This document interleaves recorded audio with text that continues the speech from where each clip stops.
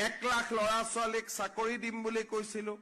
প্ৰায় ৯১,০০০ ল'ৰা ছোৱালীয়ে চৰকাৰী চাকৰি পালে আজি আপোনালোকে চাওক যে অসমত এতিয়া চাকৰি পাবৰ কাৰণে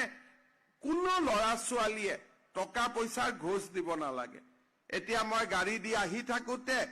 যিমান ল'ৰা ছোৱালী মই পাইছো সবকে কৈছো এই বাবাহত ভাল কৰি পঢ়িবি দে কিয় মই কৈছো কাৰণ এতিয়া আমাৰ অসমখন এনেকুৱা পঢ়িলেহে চাকৰি পাব আমাৰ ৰাজনীতি কৰা মানুহে আৰু চাকৰি দিব নোৱাৰে অকল পঢ়া শুনা কৰিহে আমি চাকৰি পাব পাৰিম আজি আপোনালোকে চিন্তা কৰক কেইদিনমান আগতে কামাণ্ডো বেটেলিয়নৰ পাছিং আউট পেৰেড হল পুলিশ বিলাক আপোনালোকে দেখা পায় আজিকালি সৰু সৰু ল'ৰা ছোৱালীবোৰ এসআই বিলাক দেখা পাব গভৰ্ণমেণ্ট অফিচত গলে নতুন সৰু সৰু ল'ৰাবিলাকক আপোনালোকে কৰ্মচাৰী হিচাপে দেখা পাব সব দুখীয়া আৰু নিম্ন মধ্যবিত্ত পৰিয়ালৰ ল'ৰা 1 টকাও কোনে ঘোষ দিব নালাগে আজি মই গৌৰৱ কৰিব পাৰো ভাৰতৰ ভিতৰতে অসম এনেকুৱা এখন ৰাজ্য য'ত চৰকাৰী চাকৰি লবলৈ কোনেও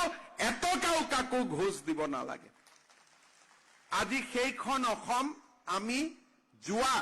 3টা বছৰৰ প্ৰচেষ্টাত আমি প্ৰতিষ্ঠা কৰিছো 2 ল'ৰাই মোক আহোতে সুধিছে যে দাদা পুলিচৰ নেক্সট দৌৰ কেতিয়া হ'ব আমি জুন জুলাই মাহত পুলিচৰো দৌৰ আৰম্ভ কৰিম আৰু 3rd গ্ৰেড 4th গ্ৰেডৰো নতুনকৈ পৰীক্ষা পাতিম ৩৫,০০০ ল'ৰা ছোৱালীয়ে আৰু নতুনকৈ চৰকাৰী চাকৰি পাব